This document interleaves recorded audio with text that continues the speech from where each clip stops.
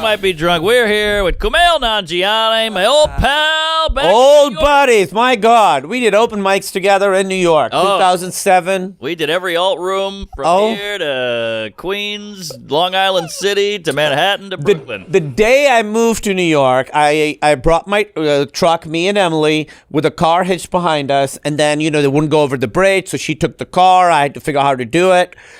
Nightmare. I got there.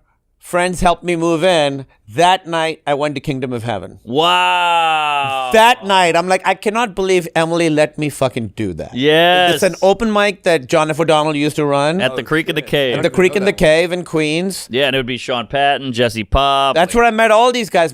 I met all you guys my first day in New York. Wow. That whole New Orleans crew, like Cassidy and Chesley and everybody. Well, the big news about you, or the big word on the street, because you were rising. We were all idiots and drunks and whatever, but you were like, you had a mission. You were like, I'm going for it. And I never saw you bomb.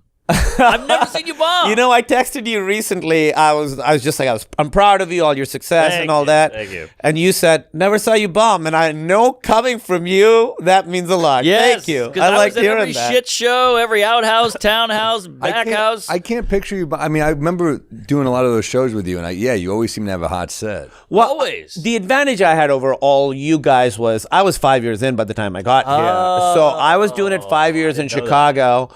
And when I got here, like the Creek in the Cave, that first set, which I thought, was great, was like 5 years of material in 5 minutes. Oh, I was like, this guy's a natural. He wrote that today. So my first couple months you burned through it, but my first couple months in New York, all the open mics, you guys were trying new shit. Yes. I was doing shit that I'd done in Chicago.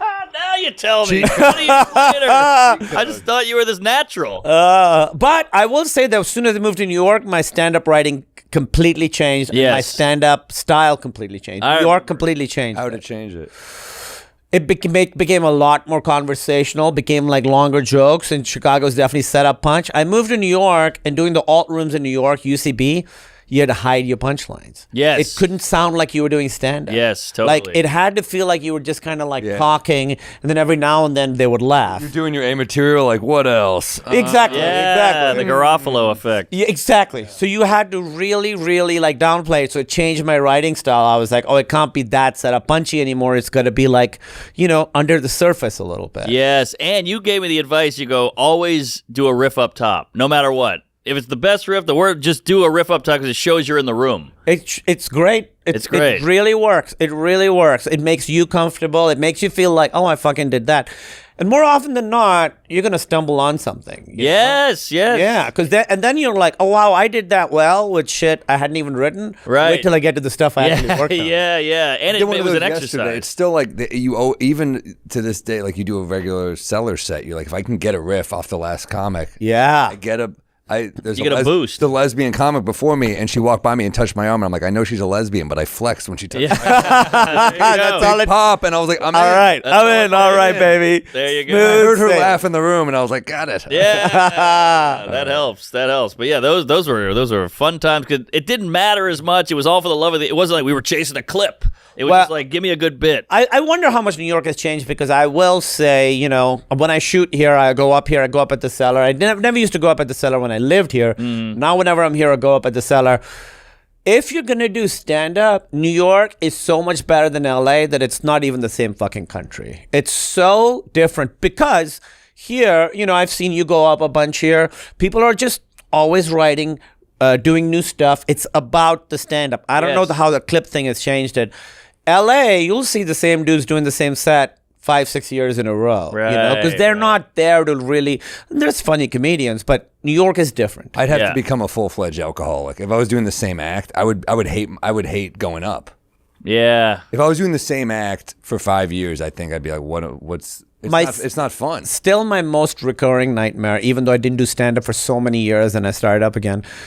My most recurring nightmare is I have a show and I don't have any material that I want to do that I'm excited about. It's still the nightmare that I have most of. Well, the new idea, look, killing is fun, but a new idea starting to work, there's nothing better. That's the real dopamine. It's the most exciting. Where you're like, I remember, doing 50 first jokes. Yes. Oh, yeah. Yes. Doing that, I remember doing a bit there for the first time and being like, "Wow, I have a new bit, and it's know. fucking great." Yeah, was Gaffigan a has hot 5 crowd, kids. He's famous for saying, "I got 5 kids, but a new idea is my favorite thing in the world." Yeah, And I totally get it. I thought you were going to say, I love his bit where he's like, I have 5 kids, and if you want to know what that's like, it's like you're drowning and someone hands you another kid. It's a great love joke. that. that's one of his lines. Yeah.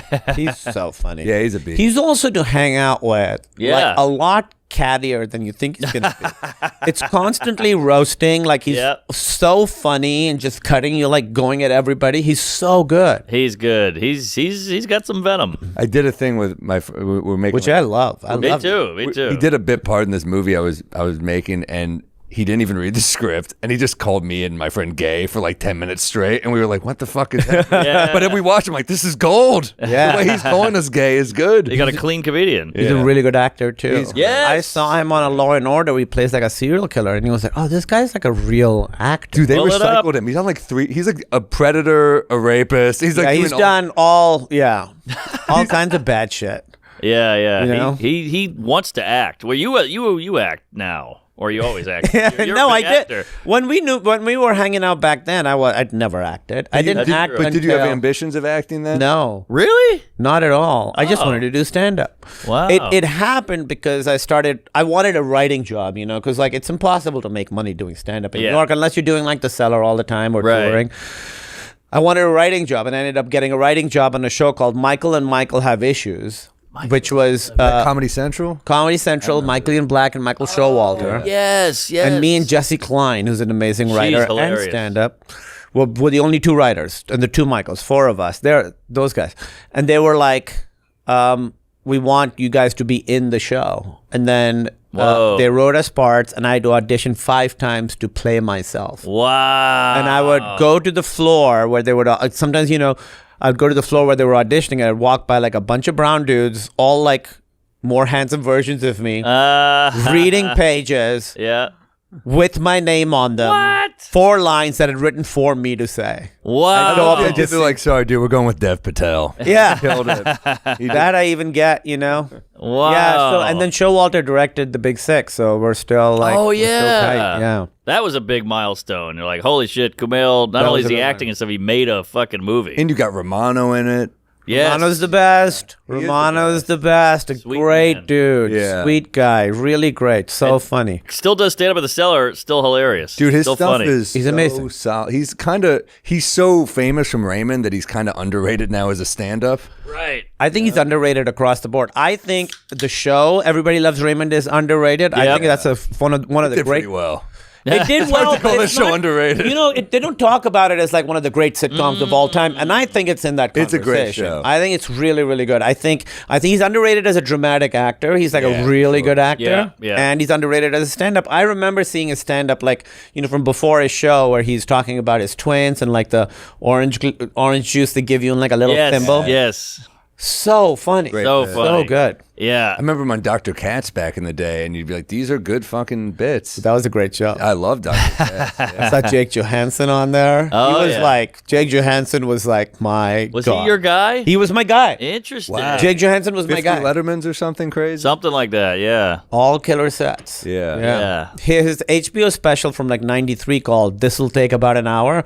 Great title for a special. That is Is great. one of my favorite specials. I gotta rewatch. I saw that years ago, but I gotta rewatch it because Really, He really, had a hot really Letterman good. set back in the day. Oh, When he did- yeah. when he did the Cyclone bit, I remember that. That was a hot set, man. Cyclone, Heroin, the cake bit. I remember all your bits. All those bits Heroin were was a big bit. That was a big one. a big one. Heroin was the first one here that sort of like that's how my writing changed. So like Heroin, Cyclone, we're saying all these as if everybody knows what these Yeah. fucking bits are. But like I was Well, you can started probably doing find these bits somewhere. I started doing these longer bets, and I started that all of those I wrote like my first few months in New York. Even though it was so stressful being in New York, having no money, I was the most I ever wrote, the most Yep. creatively engaged. Yes. It was great. Like, we were out Every night. Every night. Every night. And then you showcase the comics were the audience a lot of times. So when you had a real audience, you could really kill it because we were running with weights on constantly. Then you go to cabin. Yeah. You got to showcase In all front the of new shit. 23 paying people. Yes, not paying. Not even paying. Not paying. They were just there. That was that tiny was room. free. But you remember see Jeselnik's coming by, Kumail, Hannibal, oh, there's Gaffigan. Oh, shit. I remember Jesse Eisenberg would come watch it sometimes. Whoa, I didn't know that. Yeah, Jesse Damn. Eisenberg is a big stand-up fan. We don't have to watch this, please. I just want This- to. no, big this is not deal. a good performance of it. Find another one. I'll tell you where. It's Letterman, It's not going to be... What year? What year are we talking here? If I had to guess, what is this, 2000? Wow. I got in right before his show got canceled. Wow. So that one was an interesting story because that was... He made it to like 2015, didn't he? He had a window. did he go till 2015? He went pretty long, I think. Yeah. We can look this up. Yeah, we could. Yeah. Alec, But- that's what you're there for, man. Come That happened because I did... Oh, that's cool. No, it's Colbert. AI, I hate that Google AI is the top answer. on. I know. I know. It's wrong a lot. They fucking ruined everything. Yeah. They took this database that had all the information in the world Right. and have an idiot like regurgitating it. Yes. This yes. sounds like a peeve to me. Yeah, It's we a got total peeve. peeve. I like I it. hate it. I just want to just link me to the article. I can read. I can figure it out. Yeah. And it's only going to get worse, by the 2015. way. 2015, May 20th, 2015. Okay, there you go. All right. Well, Can you just do a short version of it? What was the exact angle of the heroin? How did the heroin? I remember That was a shake short cakes. bit. It's a I short- know the whole bit. the angle of the heroin was that there was a new. I saw these news reports about this new. It's hard not to go into the cadence. Yeah, do it. Do it. It was a new drug called cheese. I saw these news reports. They're like, kids are doing it. It's an epidemic. It's a new drug. It's an epidemic. So I looked up what cheese is. This is all true, by the way. Cheese is Tylenol PM and heroin. So really, it's heroin. It's mostly heroin. Heroin's doing the heavy lifting. Yes. Not a new drug. Yeah, I said heroin. Heavy lifting's the. Yeah, That's a great so line. good. Yeah. Yeah. I feel like I'm back at Big Terrific here. Yeah, It's big all coming terrific, back. good show, big show. Yeah, this that is was wild. a great show. Yeah, I remember I did that once, and someone came up to me and was like, "You say heroin 17 times in that joke." Wow, that It's was like the Carlin original thing. Though. Reddit. Remember when Carlin did the stuff bit? Yes. Oh, yeah. Over here, Stuff and he realized if you say it like 3 times, it's not funny. If you say it once, it's like fine. But if Yeah. you say it like 40 times, Right. it's funny. right. Yeah. If you say it, it becomes funnier each time. Well, the Yes. trick with heroin it was like a longer bit. Was like I say it a bunch up front, and then how long can I wait and then say it again as a punchline, and then how much longer can I you want to forget it? Yes. you want the audience to forget, and then you say heroin again. Right. So you go off on a tangent and then come right back to it. So it's sort of Yes. like they think it's done and then it's not. That was that was the fun thing of that bit. Nowadays, I bet they wouldn't even let that on late night. Yeah, you're probably right. They'd probably be on Fallon. They'd be like, "You can't say heroin." that many times. Yeah. I mean, they do say it a lot. 17 Yeah, they It times. probably say- requires that many times. Yeah. Oh yeah, the bit was beaten to death, and then you had the shoelaces moved, the shoelaces bounced. Oh yeah. About the that's video game? About Call of Duty. Yeah, that was a big one. My God, you remember the Because bits, huh? I couldn't write good jokes, so I was like, ah, there's we were all another one. doing well. Yeah, you we were- were all in the I mean, mix doing well. I mean, I look back at like your stuff, it still stands. If I did some of my old stuff, Dude, your first album's fucking great. oh, But no, that was dude, fun to watch.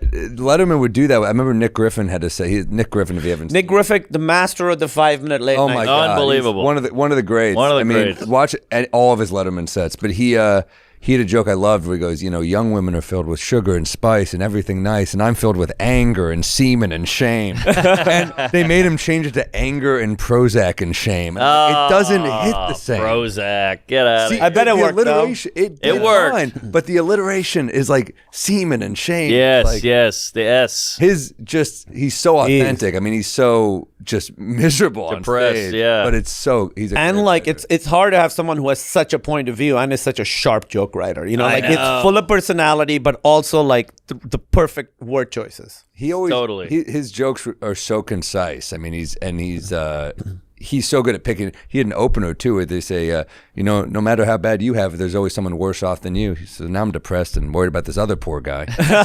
That's a great opener. It's like, oh, you Yeah. know who the fuck he is immediately. Yeah. Yes. He's a sad guy. Yeah. He's a great joke, right? Yeah, he's a great, like the 5-minute set. You know, I'd always look up to those people who could like Me too. nail Well, that. you Like said you love Jake Johansson. Jake Johansson could do that. You know, There was a guy, Jeff Caldwell, who was Yeah. amazing on Letterman, but I never really saw him around. Does he work? He was at the comic strip all the time. Oh, he I was, at the strip okay. a lot back in those days. and he I was never always see there. him. You know, I think of all these guys you would see on like in the 80s on like One Night Stand and all that Yeah. stuff. And now you see their names pop up on like a kid's show. It'll be like executive producer. That's It'll be true. Like, Yeah. That's you true. see, you know, a lot of them are like been working in the business for years. Yeah, that guy. Jeff The SpongeBob guy, I think, was a like an '80s comic, and now Well, he was on Mr. Show and stuff. yeah, Tom Kenny. that's it. Yeah, he was really funny. His stand up was really funny. Yeah. He was Oh, a good- okay. He was amazing on Mr. It was very like high energy act outy stand up. You know, Got it. he was good. He's a funny guy. Okay. Well, do you miss the late night? Oh, you know, it almost feels over, feels dead. The 5 It minutes. really bums me out. It was my favorite thing, you know. Yeah. Most of my career, my goal was to be a late night talk show host, and then it stopped being that at some point. But you know, I'm hosting Kimmel's show for a week this year. I hosted it last year. Wow. I love it because you know why I love it? Because it's really to me the exact intersection of everything in Hollywood. You can have a guy whose last movie made $1 billion next to a guy who can like, you know, chew bubble gum and whistle the national anthem at the same time. Right. It's like every level of success right there at the same time. Yeah, you get the animal attacks or animal expert guy. You got some animal expert guy who just like joined SAG so he could do this yeah. next to George Clooney, you know? Right. That's true. And then the host is like, this is my show. I'm supposed to give them the spotlight, but also it's kind of my show. So that tension is there too. And, you know, I mean, the reason I started stand up was because of Conan. I mean, Conan O'Brien's show was like what made me absolutely fall in love with comedy. And you just did the Mark Twain thing. I just did the Mark Twain Yeah. thing. I got very nervous for that. Wait, what was that? Intense. Conan won a Mark Twain. oh, you did a piece. I did a piece, and you know, you're like, what? First of all, it's Conan, who is like my hero. The king. And then the other people presenting are Letterman, Colbert, Sandler, Will Ferrell, Jesus Christ. Nikki Glaser, John Mulaney. Jesus. I mean, it's a wild room. Yeah. And you're just going up with all these people. How did you run the? Pull it up. You don't run it. I didn't run it. You didn't even take it to like a. Come on. No. Well, this is what I did. What I did was I was like, if I'm doing straight stand-up and you got Mulaney, you got Glaser, you got Sandler, you got all these people there, that's tough to sort of like go straight at them, you know? Yeah. So I did like a presentation. I was like, I'll have graphics, I'll have charts, Twain Talk, like a TED Talk. I did a little TED Talk parody. Oh, fun. And then I was like, these are the bits. This graph will pop up. That's going to get a laugh, you know. Yep. They made a funny graph. I do this setup. That graph's going to come up. That's going to get a laugh. So I was like, I'll do something different. Yeah. And it'll be different and it'll do well because it's different. You smart. just trusted that you're like did you run it by friends? Who'd you run it by? No, I was pretty sure it was funny. I mean, you know, the set. The Kumail set. Yeah, look at that. Now we don't need the photo. What are you doing? No. No, we're not going to see this. Well, I just want to see you on the stage with a graph or a graphic. Yeah, see me on stage with the graphic. Okay, here we go. But yeah, that is don't know if scary. it's What is on it? Lincoln YouTube. Center? It's at the one with all the Kennedy Center. Kennedy Center. That's the one. Different president. Yeah, they may not have put it on. That was for Hey. Julia Louis-Dreyfus. Oh, you did her too? That was a few years ago. Holy Julia shit. Louis-Dreyfus. Yeah. Maybe it's Conan. There you go. Oh, is that just it? Backstage. That's backstage. Okay. See, they didn't put it. They didn't put it on the thing. Wow, was that bad? What's your connection to Julia Louis-Dreyfus? They didn't put any of them on. Oh, okay. Trump related? No, Oh. it's because it's on Netflix now. Oh, They only okay. wanted to be on Netflix. It's got not it. Trump related. Okay. I've known Julia because I did part on Veep years and years ago, Wow. and it's one of the few things that I've gotten from like just an audition. Nice. I auditioned with her. It was really fun, and then I did one episode, and that's how I got Silicon Valley, was from doing that one episode. But she was great, and we sort of stayed in touch. And I mean, she's fucking incredible. She's a dream guest. I'm a big fan. She's awesome, and she's like, you know, super grounded, super normal. Like, she would like go out with us out. And it's like, and it's like weird. Like she's the biggest sitcom of all time. I think you can make an argument that she's the greatest comedic actor of all time. I could. Most successful. I think most successful. She's got the. Well, here's what we were saying just before. I think Adam Sandler is the most successful comedic actor of all time. He might be right there too. Yeah. Because people have had heights. Obviously Jim Carrey at his height was like it's very rare that a comedic actor is the biggest movie star. Yeah. Jim Carrey had that. He had 3 #1 movies in the same year. He had Dumb and Dumber, The Mask, and Ace Ventura in the same year. 1994. Imagine what that's like. Insane. Will Ferrell had big heights, super funny people. They're all hilarious. But Sandler, since the 90s up until now, has been like making huge comedies that entire time. That's true. And I'll throw in a couple dramas. Punch Drunk Love, Uncut Yeah. Gems. Yeah, he's got a new Spaceman movie coming out. But he was so- talking like TV, I think. You were talking TV. Oh, you're talking yeah, TV. Yeah, maybe I should have said accomplished or successful. I think Julia has to be because she's won a bunch of Emmys. She's been on like She had three different shows that all she won Best Actress for. Yeah. What was the second one? New Old Adventures. Christine, New Adventures of Old Christine, Old Christine. That Seinfeld, one? and Veep. Yeah. I would say Seinfeld and Veep are in like top 10 comedy of Yeah, all time. agreed. 2 of those she got. Yeah. She's also has a reoccurring role in Arrested Development that's great. I Yeah. mean, she's a blind lady. Yeah. And she was on SNL on the And she was fucking on 80s. SNL. Yikes. She's got a crazy resume. And her dad is an oil tycoon. Oh. So it's not one of these like I came up from the streets, the wrong side of the tracks. They Nah, just had it. just had it. Well, that's the tough thing is that, growing up with that much money and still being cool and normal, like that Yes. is I'm doing. The old Nick And Kroll. it also shows, so many people talk about like, oh, that their parents were rich, they had opportunities and stuff, and that's totally true. It's much harder to come from not having any safety net. Like I didn't have a safety net. I don't know if you guys had a safety net. For me, it was like, if this doesn't work, like I got to get a real fucking job. Definitely.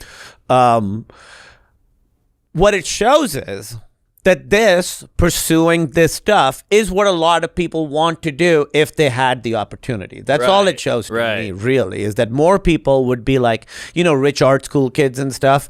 Yeah, if you give poor people those opportunities, I think you'd have more people doing that too. Yeah, that's a good point.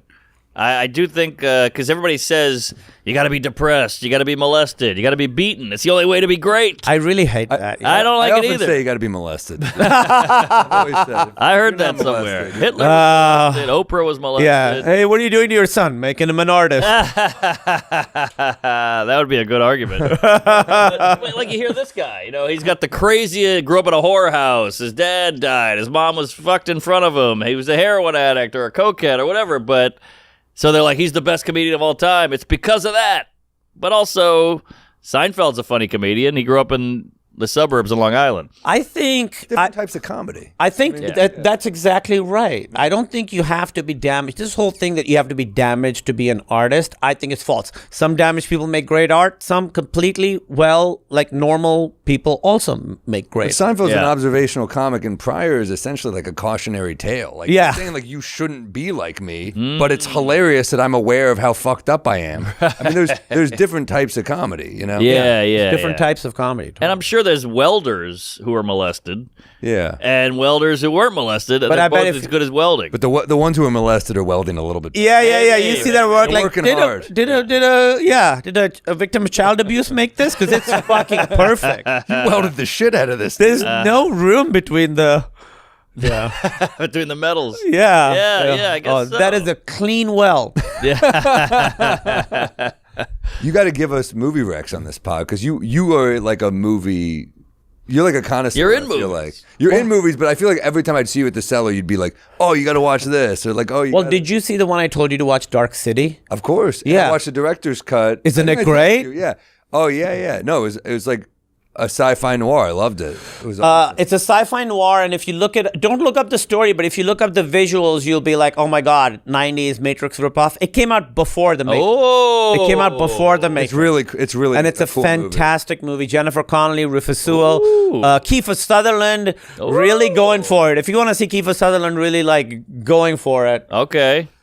that's a great movie. This is This is a movie that's like a so bad it's good movie that I'm going to recommend. All Not right. Dark City is good, but I can't believe more people don't know about this movie. People might have heard about it, but so many people have not seen it. It's a movie called Zardoz. Have you heard of it? Zardoz. Look it up. It's That was my Uber driver. Zardo.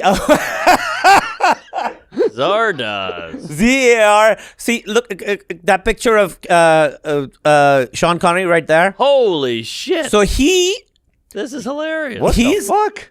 he's in that. I think Raquel Welch wore the same outfit. In this whole movie, you're like, oh, is he dressed like? There's no way he's dressed like that in the whole movie. He's not, because halfway through he takes off the bandolier, and it is just him What the in those red little undies the Yeah. entire time, completely out of shape, extremely hairy back, Wow. like just wheezing through the whole thing. This is after James Bond. This is unreal. And his movie, it's after James Bond. His career wasn't doing well. He got Yeah. this offer. This guy John Borman had just directed Deliverance, and everybody in town was like, "We I want think to I'd do." rather be Ned Beatty in Deliverance. It's a insane movie. It's Wow. so fucking fun. It's like to me the perfect good bad movie. All right, I'm It's in. wild. You got to send me these too because I want to remember these. Huge budget, because so everybody in town was fighting to make his next movie, and I think it was Fox was like, whatever you want, we'll make. We don't even need to read it. And he was like, okay, we're making this. And they signed the deal, and then he sent them the movie, and they're like, what the fuck? And it's a huge budget movie that is an absolute disaster, and it's so fucking good. Wow. Zardoz. I can't wait. You know, they always say Sean Connery was pro hitting women. I bet it's women who brought this movie up. Stop bringing up Zardoz. Barbara Walters should have hit back with this in that interview. Oh yeah, how was Zardoz? Look how terrible he looks. He's fucking doughy and pale. Oh my god, that is Hairy legs too. crazy. He looks like a demon. This is brutal. That is- Poor guy. We're gonna cut to an ad for Manscaped right here. Yeah. This is James Bond. What's going on? This is insane. What the? Yeah, fuck? it's a wild movie. It's also the movie itself, the point of view of the movie is like very misogynistic. It's like very sexist. It's sort of like the point of the movie is like guys should be out there doing stuff and women should be in the kitchen making food.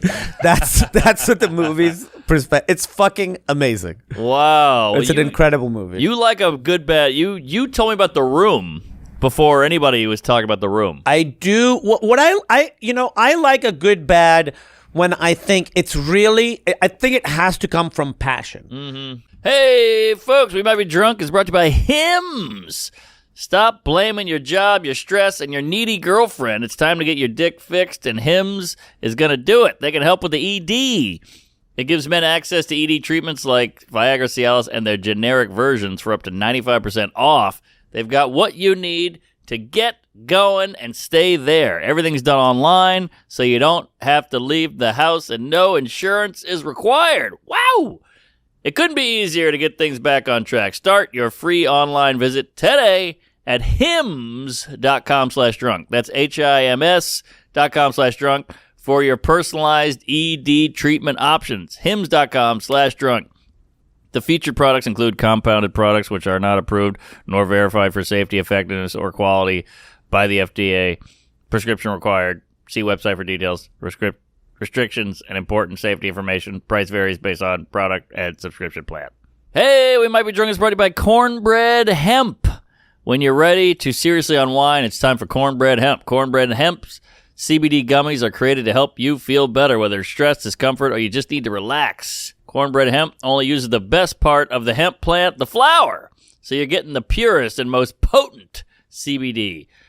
I love Cornbread Hemp. I take it at night just to unwind, just to relax, just to take the edge off. I'm not great with the too much THC, so I like the hemp. It just hits me right, and I sleep like a baby. All their products are third-party lab tested, so you know you can trust them, and everything is USDA organic to ensure safety and purity. Right now, We Might Be Drunk fans can save 30% off their first order. Wow. Just head to cornbreadhemp.com/drunks and use code DRUNKS at checkout. That's cornbreadhemp.com/drunks and use code DRUNKS. When you watch The Room, you're like, this is the movie this guy wanted to make. He didn't make it because he was like, people will like this, or it's going to be a big hit, or I want to get money to make my next movie. He was like, this is what I want to express to the world. Yes. When people make movies that they want to be bad, that never works. But Zardoz, like, that guy made that movie because he had to make that movie. Right. This guy, Tommy Wiseau, made The Room because he had to make The Room. To me, those kinds of bad movies where it's like real passion, that's the sweet spot. I'm with Yes. you. Yeah, I'm with it. Wasn't like a money grab that it came. No, there's like soul in it. Yes. And honestly, so many Hollywood movies right now are so like test marketed and Right. test audience and overthought, and all the edges are off. You see something that was clearly made by one guy. It's exciting because it's so different from everything else. That's true. That's true. Now, you're in the Marvel universe. yeah, Do we have the toy? guys, Dude, you're dead. some respect. It's a voodoo doll. This is badass. I know. I mean, is it crazy to think that kids are playing with this? Yeah, I don't know if kids are playing with it. Yeah, I mean, that was a real dream. Like, I grew up collecting action figures. I love them, and that was really like, looks like me, I got to approve it. yeah, They would send you like different versions, and you say, "Oh," And you yeah, I got brought kind of this figure. jacked here. I mean, what the hell? kind of jacked. I mean, What do really you- Look at jacked. that. Look Holy at that. shit, you That's got really Zardoz. jacked. I got Zardoz. Damn. Wow. Was that miserable to have to get that jacked?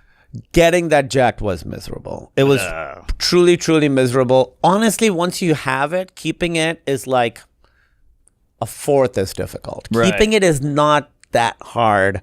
Not that I look like that. I don't look like that. But Yeah, but I see. It looked pretty good. getting it is hard. Keeping it is much easier. Not easy, but easier. Emily must have loved it. Emily was like, it's she had an adjustment because she was like, your body feels so different. She at one point she said, after we had sex, she's like, it's like fucking the corner of a building. That's perfect. That's great. And then she started really working out too. Like, we've got a gym now in our house, and now she's got like abs and stuff. Ooh. Yeah, she does like weights and all that, like heavy weights, for her. For a lady. Yeah. Come on. I mean, was it just like awesome to be in this movie? This is big budget. That's what's great about it. Yes. The budget is insane. You're really in the lap of luxury. They give you a driver that's like, he was a great guy. Like, we became friends. Still talk to him. Take you wherever you want, whenever you want, weekend, day off, whatever it is. Like, he drove me to Stonehenge, which is like a few hours away, drove me back. Me and Emily, both of us back. The food's amazing. Like, when they gave, so you What go. are you eating on the Eternal? So they do this thing where you go and you talk to the guy and you tell him, they get they have your exact macros, exact calories. They give you 5 meals a day that are exactly for you. Everybody's meals are different quantities. And you could be like, hey, tonight I'm going to go like do this. Yeah. So they're like, adjust it and fix it for you. Or like, on the weekend I want to go out and have Indian food. Look, there he is. That was quick. That is quick work. Well done. What meals were those? Damn, they get your meals. They give you a driver. This is big Hollywood. You really, excuse me? Nice hotel. Well, we had an apartment. Yeah, okay. Nice apartment. No, it's a great. I mean, you do realize on movie sets how much money is being wasted. I know. You hear like, this movie was cheap. It was $10 million, and you're like, 10 million, so much money. How does it take so much money to make something that looks like shit? Right. So much money's wasted. I know. I mean, there's just lot of wasted time, lot of It's wasted. true. How did the movie come up? I mean, was it something that you kind of sought out, or did you audition, or what was the process? No, they called me, kind of cool. out of nowhere. They just called me. Chloe Zhao, who directed Nomadland and The Rider and all these. I knew she was doing this movie, Eternals, and they were like, hey, she wants to have a meeting with you. And I was like, what is this about? And I just walked in, and they were... Her and the Nate Moore, who's a producer, who's great. He's produced all the Black Panther movies, They like sat there and pitched me the whole movie in 45 minutes, and I was like, so what are you saying? They're like, would you want to play this part? Like, they didn't tell me that's what it was, and I was like, yeah, of course. Whoa. They'd already cast Angelina Jolie. I was the second person cast Woo! after That's exciting. Angelina Jolie, yeah. Jesus. What was less exciting was the don't bring up the Rotten Tomatoes. Well, did that just throw you for a loop? Because you're making a movie, you're like, this is good. We're making a good thing. And then you see reviews that are like, that didn't love it. What's your reaction? Yeah, it obviously threw me for a loop, you know? It was like really like sort of jarring. I actually talk about it in my stand-up, like I just did a Hulu special. It's going to come out in December. All right. I talk about what that was like. Because it's also, you know, you're like, I'm living the dream. Like, you tell any version of me as a kid that I get to do this. Yeah. I'm thrilled. I don't care what the reviews are. Yeah. So the fact that people have real problems, people have much harder things, but the fact that this thing, the reviews of my big Hollywood movie, like fucking destroying me is also like, get it together, you know, like there are bigger problems. Right. But yeah, it really threw me for a loop. I think if you wrote it, and directed it, it'd be a little different. But yeah, you're just in the movie. Like, yeah, but it's still your face up there. You That's know, it true. makes a difference. It's tough. Like I've been at the premiere of a movie that I was in that I was like, it was one of the worst bombs. Like, I've never seen a movie bomb at a premiere, and this movie, this is a big movie with big movie stars, bombed it. How big a role did you have in it? I didn't have a huge role. Finally you bombed. Yeah. Finally. Can I tell you my worst bomb? I don't know if this story might not be appropriate. No, the story might not be appropriate. I already farted. You can do anything here. Okay, so this was a few years ago. I wasn't doing stand-up at this time, so this was between The Big Sick and me starting stand-up again. I hadn't been doing stand-up. And I was doing a show at Largo that was like a benefit. And just by chance, me, Martin Starr, and Thomas Middleditch were all on it. We're all in Silicon Valley. Yes. know? This is a horrible story. I can't believe I'm telling Bring it on, baby. So Martin's going to sing. Thomas is doing improv with Keegan-Michael Key. I'm going to do stand-up. And I hadn't been doing stand-up. And it's like a bunch of, maybe it was 2015, 2014, something like that. Anyway. So Thomas goes up and he's doing improv with Keegan, and he asks for a suggestion, and someone in the audience yells out, "Nazi!" And Thomas pulls up his sleeve, and there's a swastika tattoo, because that day, Thomas had shot a sketch where he had a swastika tattoo, and he hadn't just taken it off, he'd come straight there. So if someone yells Nazi... Made it permanent, and he's like, fuck. It hurt so much to get this...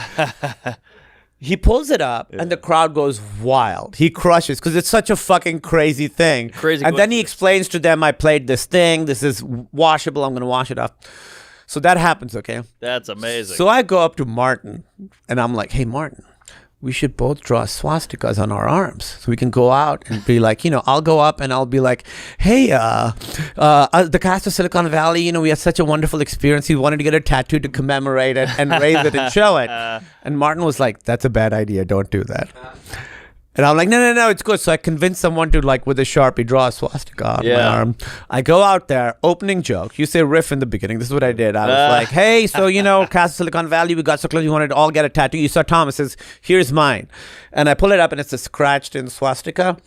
And it is fucking silent. I have never heard this much silence. And now...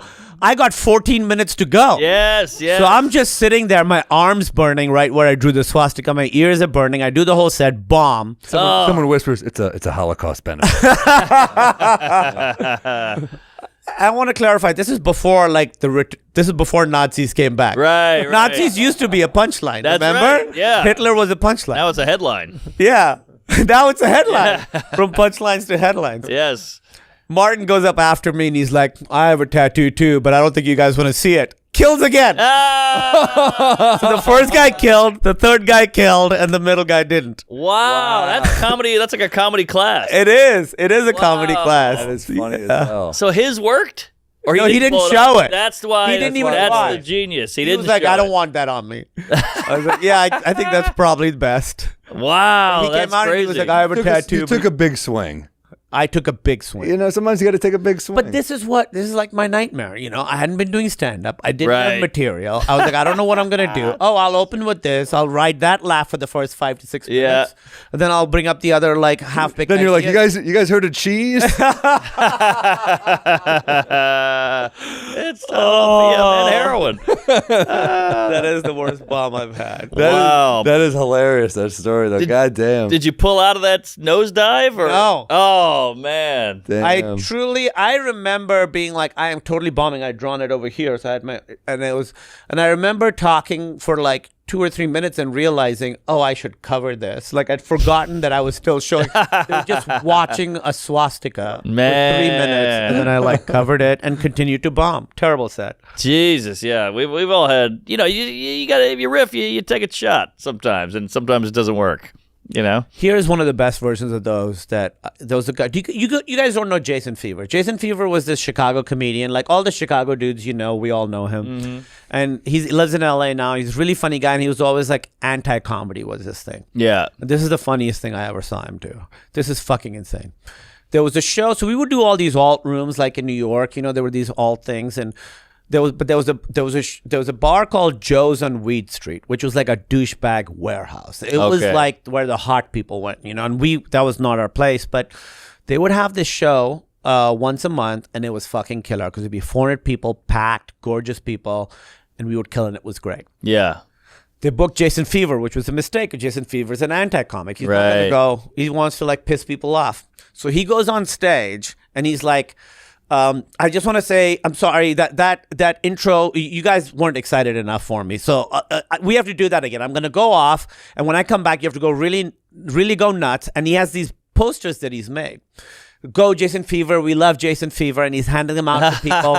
And now people are getting really into it. They're getting really excited. He's making them chant like, Jason Fever, Jason Fever, and the crowd's really into it. For 5 minutes, he hypes them up. He passes out all this stuff, hats that he's gotten made and all this stuff. People are really excited. He's like, all right, I'm going to go off right now. And then host's going to introduce me as if for the first time. I come out and you guys go fucking insane. Like, Yeah. you just, Eddie Murphy's here. He leaves stage. The guy comes out. He's like, please welcome to the stage, Jason Fever. Crowd goes fucking wild. The walls are shaking. And he comes out in a KKK outfit. That's hilarious. And then They hated it. and you're backstage like, I'm going to go out in a KKK outfit. We should do it, Martin. Come on, Martin. Wow, but they hated it? That's gold. It ate shit. But it's I mean, it's We're for laughing. the story. It's for the story. Yeah, he didn't care. He liked it. I mean, it's one of those things that you would think if the crowd's cool enough, they'd like be like, "Oh, you got us." Yeah, exactly. There was a Canadian guy who would like come out and like fist. I forgot his name, but he would like fist bump the crowd, and he would like as he would fist bump, he'd go white power. I guess he'd and they'd be like, "Oh fuck." You know who had a little of that, but it always was funny, was John Doerr. Remember John Doerr was a little dangerous. He was a little dangerous, Yeah. but brilliant. I haven't seen him in a while. I haven't either. He's so funny. Yeah, was very a funny. I loved huge his fan. sets with Rory Scovel. Oh, Those yeah. were- Yeah. He's one of those guys, John Doerr, that was just like naturally so funny and had his own thing. I was like, oh, this guy, he's also handsome. I was like, oh, this guy, movie star. He's got it all. Yeah. I just did a Dr. Phil on Sunday, and Rory was the other guest. And first of all, it's great to see Rory. I haven't seen him in a while, but you forget how fucking quick he is. He's so quick. funny. He's so committed. He's so quick. It was incredible. I saw him in Atlanta improvise a whole hour-long one-man show that had like 3 acts. It was the craziest thing. Crazy. Fully improvised one story. He comes out and he starts off, he's holding the mic by the wire so the mic is hanging down. And so people can barely hear him. And it's just about this guy who he wants to be a comedian, but he doesn't know how to hold a microphone. And he does a whole hour-long story, and at the end, he does the whole thing with the mic hanging down. Wow! And at the end, he gets it, and then people go fucking insane. Jesus, killing Christ. the entire time with fully made up shit. Yeah, we would do like Montreal auditions, a new face. It was a big deal. You got to get this, and he would go up as a character and never tell them that he was that guy. So he would he'd be like a Southern guy. He'd do like a Southern gay guy, like, "Hey, how y'all doing?" You know, he'd tuck his shirt in and everything, and it would kill, and then he would just leave. And I'm up there sweating like, cereal's weird, and I didn't get it, but he would get it off of a character. He was next level. Yeah, his newest HBO special is the first time I think that he sat down and wrote a whole hour. Oh, great. It's really good. Yeah. Okay. It's really, Well, he wrote good jokes, man. His late night sets were funny always. Oh, yeah. He's really funny. He's got it all. Oh, what was I going to ask you? Hold on. He just moved to Denver. Yeah, that's right. That's a rough airport, to. That's a rough airport. I just think as being a comic, you got to have a good airport. Yeah. I could not agree more. Yeah. That was one of the brutal things about living in Chicago. O'Hare sucks. Yeah. O'Hare's a tough airport. Yeah, well, that Chicago class, that stands alone. Like, I think the Boston, it's like Louis C.K., Bill Burr, Stanhope, Patrice. It's crazy. Dane Cook. David Cross. David Cross. Yeah, it just goes on and on. But then you got Chicago. It's like you, T.J. Miller, Pete Holmes, Jared Logan, Nick Vatterott, Kyle Kinane, Hannibal, Matt Bronger, Mulaney. Hannibal, Mulaney, Brooke Van Poplin. I mean, I'm falling off here, but but it was like it was a great group for a while. Who did I leave out? David Hannibal. Angelo. Stelling. Yes. Yeah. She gave me these socks. I think they're so funny. It just says women's stand-up comedy on it. That's funny, like it's a sport. Yeah, like it's that's a sport. That's Stelling, super funny. Yeah. Oh yeah, she's yeah. another one, Chicago. David Yeah. Angelo. We had a good David Angelo. Angelo. We had a good group, and again, it was like here we were just performing for each other in front of Right. barely any audiences, and all that mattered. I remember there was an open mic on Monday nights that we used to do called Lion's Den, and that was like the center of the scene in Chicago because the clubs never booked locals. The Zanies never booked us, and so every Monday night you'd go put your name in a hat. There'd be like 70 to 80 people going up, and the show would start at 8 and go till like 3 a.m. Yeah. And there were waves like. In the beginning, it wasn't good. Then around 15 to 30, it would be good. Then it'd be dead again. And then the pretty people who worked at like the restaurant where one of them was like a stand-up would show up with all his hot coworkers. And then it became a party again. So it was like really, I remember once I was up late and all the, the cool people were in later. And I was like, oh man, I just want to kill in front of this crowd. So I just went up and I did 5 minutes from like something that had worked for me like a couple weeks ago. Yeah. As soon as that came off, after crushing, Kyle was like, I've heard that one. Oh. Kinane said that. Kinane said that. Oh, he called you out. Yeah, he called me He's out. a And I was purist. like, that's right. Like, that's not what this room is for. Right. So that's what it was. I resent people when they would do, like, we have New Joke Night at the Cellar, and I get a little annoyed. You can't do. Well, when people are doing shit that I've seen, like, look, if it's crushed like once or twice in the main room, it's still new, you're adding a tag, that's one thing. But if you're doing like an old bit, You can't do that. I'm just like, dude, you're fucking up the curve in here. I'm There's trying no to, honor in that. I get annoyed for sure. Totally. That's the thing with 51st jokes, too. I would be like pissed when I was like, oh, that's a bit you've been working on. Right. Yeah. Yeah, totally. There's an honor. Oh. Speaking of, Good to have a friend like that, though. I think about that all the time, and I only bring that up to say it didn't matter how we were doing with the crowd. We were performing for the other comics, and it had to be original, and you had to have your point of view, and you had to always be writing. And that's why I think that class in Chicago, everybody was like kept each other on. Right. Sorry. oh, speaking of, we do a thing on this pod called Working on Any New Bits. So are you working on any new bits? I sort of I recorded my special in March, and then I took a couple months off stand-up, and this Saturday is my first time back. Oh, And wow. I'm going back on tour at the end of the month. Yeah. So I don't really have anything new. Well, if you have a peeve or something, we could do. Yeah, what do you got a peeve? All right, I got a peeve. I got two peeves. Please. Excited to hear him. I don't like a burger that's too big. I think burgers are getting too big. Like, and LA has a 5-napkin burger. Don't give me that. Yeah. It's got to be something I can eat. I don't want The it. messes are included in the name. Yeah. Five napkins is Yeah. so many napkins. I want a period hooker. Give me. I want that. Just give me the hooker. That's right. You know? Yeah. She's a 5 tampon. Yeah, I don't want her. It's going to be a mess. Yeah. Your face is going to be covered. Yeah, I don't want her dripping down my forearm. What are you fisting? Yeah, I guess so, yeah. Yeah, that's a great one. The burger, and sometimes they put the big knife in there. I don't want the knife. The knife should not go in the middle of the burger. It's like a horror film with that knife in there. I like a big burger. I don't want a huge burger. I'm with you. The too big, there's a limit. I just had a burger in Atlanta that I was like, this is the perfect, because it was big, but It wasn't drippy. It was compact. The bun didn't fucking fall apart. Sometimes Right. there's so much like wet sauce or the bun's falling apart. You're just like digging your fingers straight into meat now. Yes. Nobody wants I'll take it another level, not just burgers, but just sandwiches. You go to these places and they stack them like this high. I'm like, how the fuck am I supposed to take a bite out of a sandwich like cats. Right. How did you? Right. That's like Cats, you got to open a little and eat a little out first, I think, with like a fork. Jeez. Cats is fucking, that's an institution. I won't look, besmirch no. I that. love cats. I love cats. Nothing against cats. Nothing against cats. Yeah. What's that swastika now? All right. Yeah, exactly. No, cats is great. The big bird, but you go to Vegas and you're like, we got the biggest steak or whatever. You're like, who's this for? And they're like, it's called the heart attack steak or whatever. They name it. Now they're proud of it again. Yes, It's become yes. like, there was a heart attack burger that Laughing like Skull. food truck used to have. Right. Yeah. Laughing Skull, the Vortex had those crazy burgers, but I'll do you one better though. You get like a Bloody Mary, and they put a fucking pork chop, a shrimp, a okra, an olive, a celery, a cheese cube, a bacon. You're like, all right, There's a all giant right. burger on it. You're like, what the fuck? There's a burger. There's a slider in there. Yeah, exactly. Like enough's enough. And I love a Bloody Mary, but Look at that. do That's I. a salad. That's what I'm talking about. That's a fucking donut. That's like a beignet. At that point, the Bloody Mary is just a dressing. Yeah. You know, I got a Bloody Mary wreck for you. Throw a little beef broth in there. They call it a Whoa. they call it a bloody bull. It's fucking great. Bloody bull. Yeah. That was the name of that prostitute I hooked up with. But yeah, wow, look at that. Bloody bull. I'm down. It was fucking delicious. The other peeve I have. Please. I think every public bathroom should be pulled to enter and pushed to leave. Because when you're going in, people's hands are clean.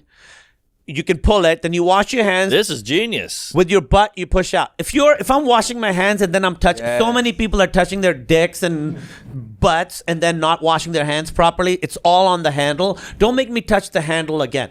It should be pull to enter, push to leave every single public bathroom. That's That's killer. a great peeve. That's like a public announcement to the politicians. We go to Congress with I that. could run on this. Yes, yes. Oh, if only I wasn't born in Pakistan. I really feel like it's such a basic thing because I always hate I'm pulling up my shirt to get I'd rather have, I guess, strangers shit on my shirt than on my. That's a good point. But yeah, that's a great one. I went to England. They have a kick flush. And I was like, why don't we always do a kick It flush? should always be a kick flush. Yeah. I wish every place had a fucking bidet. I'll take it a step further. I love a bidet. Yeah. You ever go to like a gas station rest stop and they have like the fucking thin toilet paper? Yeah. God Yeah, damn it. yeah. I got to stack it like 10 times. I know. 5 I know. napkin shit. Pull this up. If we're talking public restrooms, that fucking restroom where it's like a dark plastic where it has the toilet paper's hanging down. It's a two paper holder, and you got to pull it, and it keeps tearing. So you got to get momentum, and you got to pull it just gently, but still firm enough to where you're holding it. I hate that fucking thing because you're in a vulnerable situation. That guy. I hate that guy. The other thing is fighting it, right?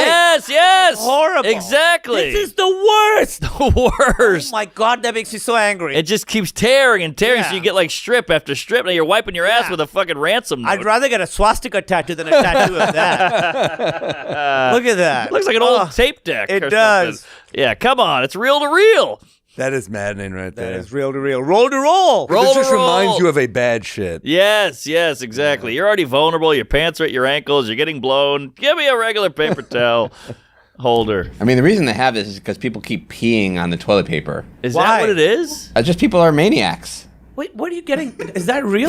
Well, why is it encased in steel? Why is that the first thing you think of? Is that your instinct? I think Oh, they're stealing. God, they got me again. I got to pee on this toilet paper. They're stealing the rolls, I think, maybe. Oh, okay.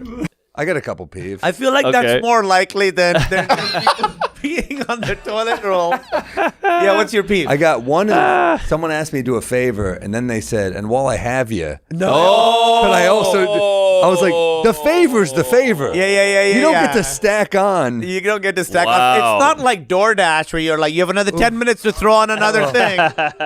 It's literally like someone's blowing you, and you're like, "Could you do the dishes later too?" Yeah. No, Right. you're doing the one favor. Yes, while I have you. That's crazy. That's like a CEO or something. I that was says that. furious. What was the favor? What- I don't even want to say because it's going to out the person. Okay. Well, tell us this. How big was the second flavor and And how was it in comparison to the size of the first? Good question. Which one was the bigger favorite? They were equal level. That's Oh, that should be lower. It's got to be lower. Yeah. The second favor has to be much less. Hate only- the second favor. crazy. Yeah, it's a total second favor, just the same size as the first one. Yeah, that's true. It's 2 favors. What'd you do? I'll tell you after because I'm gonna out the person. So All right. I had one other. I got one. How about this guy? And this is people have talked about this, so I'm not breaking reinventing the wheel here. But the guy, the airport. You're finally getting boarding. You're boarding the plane. And they go group 1, group 2. I'm in group 2, so I start walking towards. We got a full clear line forming. There's 10 people in line in group 2, and you get the side guys. Oh, the side guy. I hate these side. They swarm in on the side, and now all of a sudden they're 3rd in line, and I'm 8th. But I waited in line like a good citizen. Yeah, Now he's 3rd. that is bullshit. What is that?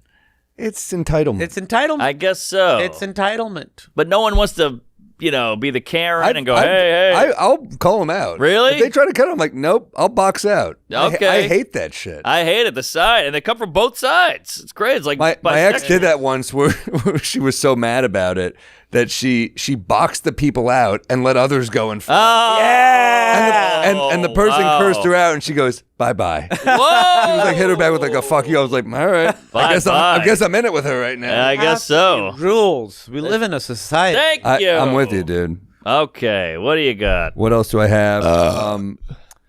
What was Galifianakis' one? A guy went up to him and goes, "You look just like Galifianakis." No offense. Yeah, that's a great joke. That's so good. I remember one of the Galifianakis jokes I always think of is like I didn't like my last name because it's so complicated. My grandfather was, it's a beautiful name. It starts with a gal and ends with a kiss.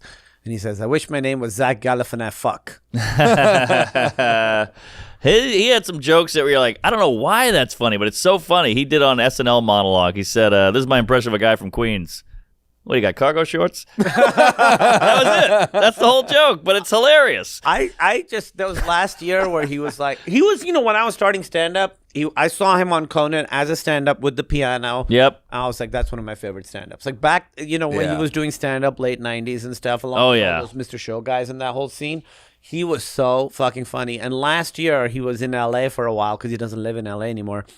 But he was going up a lot. So I was like seeing him go up a whole bunch. And he's still just as funny. He's a brilliant guy. I mean, Purple Onion, his presents was amazing. When he had all the dancers come out. The dancers, he pulls So the Annie good. dress off, that whole thing My with the first chorus. thing right before moving to New York, I opened for Zach on the road. I did like a little tour with Zach before Hangover, but after a movie called Out Cold. So yes, the It's a snowboard big movie. Yeah, big movie. He had like comedy, alt comedy nerds, and then also like bro-y people who like the movie. Yeah. Wow. Oh, there it is. Yeah, Hangover. I think Todd Phillips fought to get him in. He's like, this guy's hilarious, and everybody's like, he's a no name, no one's heard of him, forget it, and he fought for it, and it worked out. Obviously, I mean, yeah, you can't even picture someone else in that movie. I know. Point, He's so. I mean, that movie, it was like, oh wow, a new comedy star has arrived. Yes, So funny.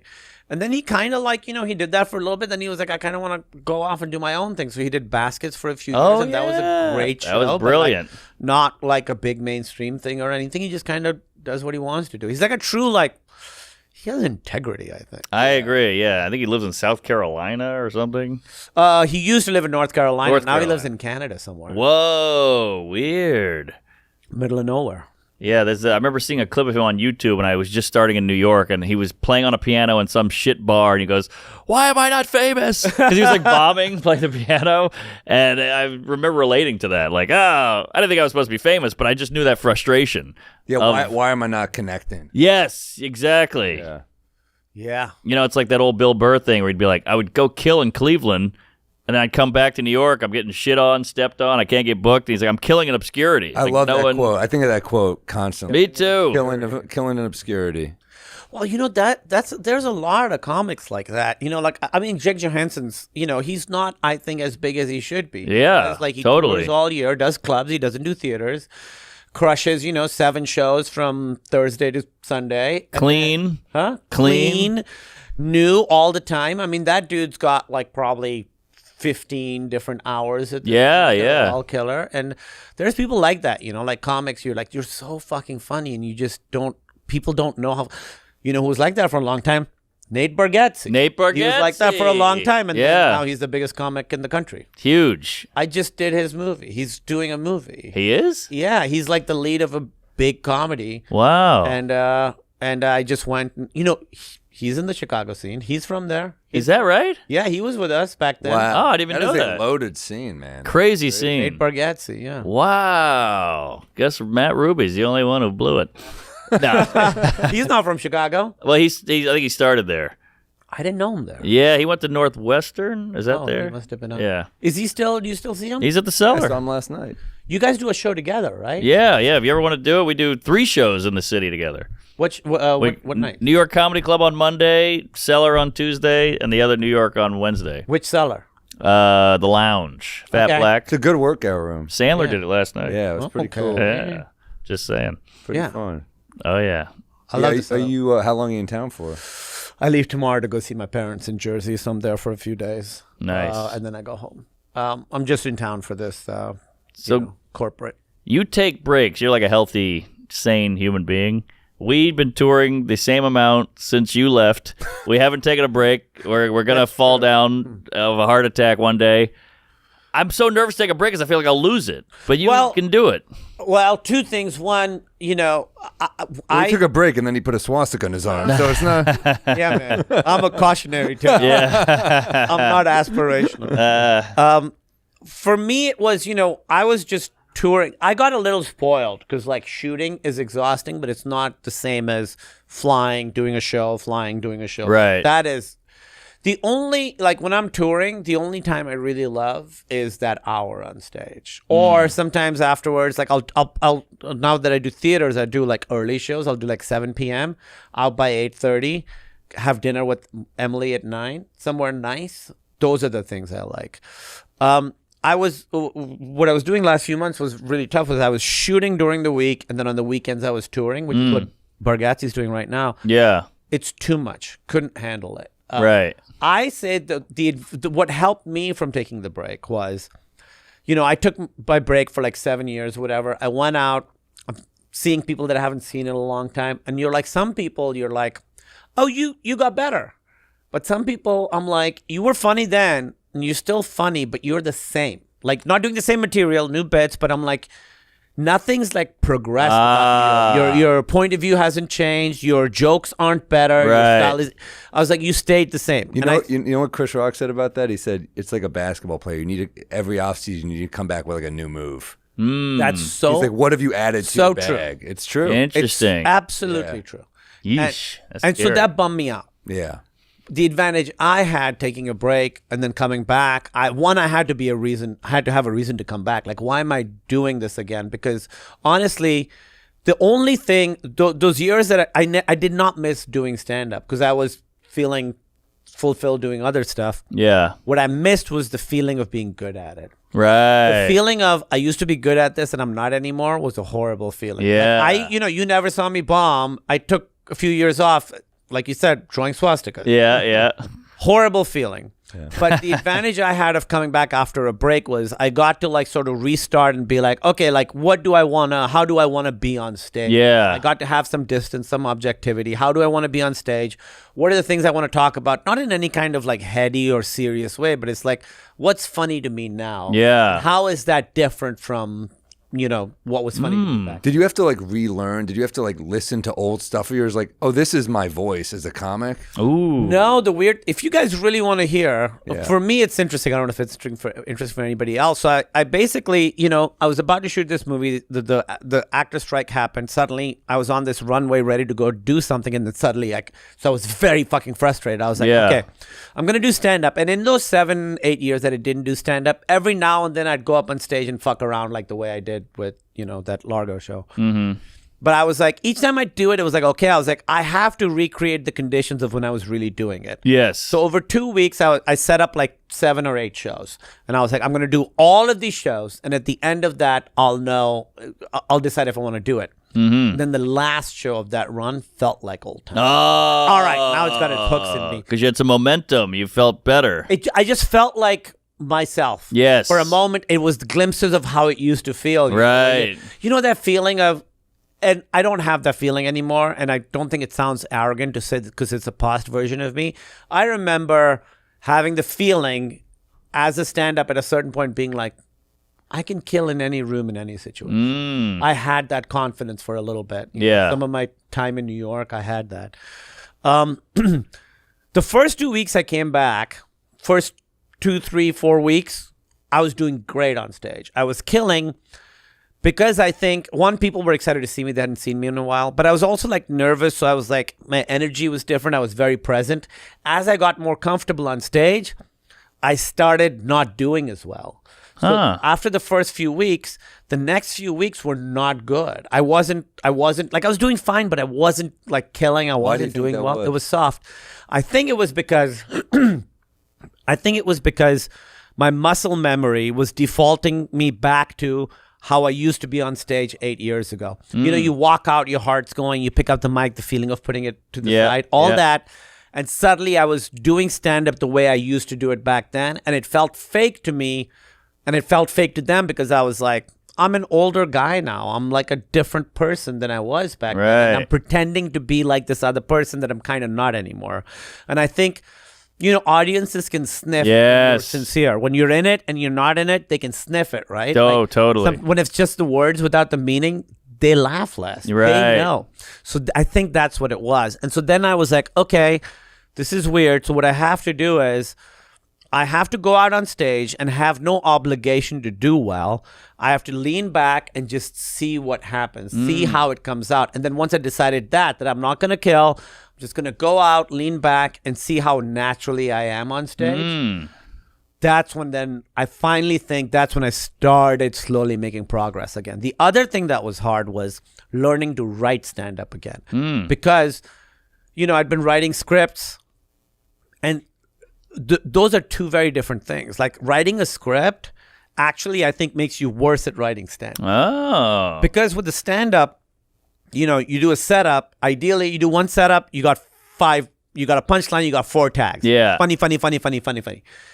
In a movie or TV show, you can't do that. You have to like reset the stakes. So like something like The Big Sick, you know, you have a laugh, then you got to have something that grounds it again. Then you got to have a laugh, then you got to have something that grounds it again so that you can ride that wave. Whoa. Just right. Whereas, so you having like, in a movie like The Big Sick, having a funny sequence that's like 6 or 7 big laughs in a row can actually hurt your movie, can hurt the tone of the movie. Whereas in stand-up, that is the fucking goal. Be as funny as you can possibly be. So my instinct was always like, I'll have a punchline, then I'll have some more stuff to say, then I'll have a punchline. And I was like, oh, that's exactly wrong for stand-up. The goal for stand-up is to have like 5 funny things to say in a row. Yeah. Wow. But now you feel back. I feel back. Yeah. And it took me like, honestly, it took me like 2 or 3 months, and I was going up all the time and I was doing well. But when I wrote was it painful? No, I was really liking it. It was painful for those 3 or 4 weeks where I wasn't doing it. Right. Because then after that, suddenly I understood what the goal was and what I was reaching for. Because there's not like riding a bike, because you're saying like, I mean, you were literally having to reinvent yourself.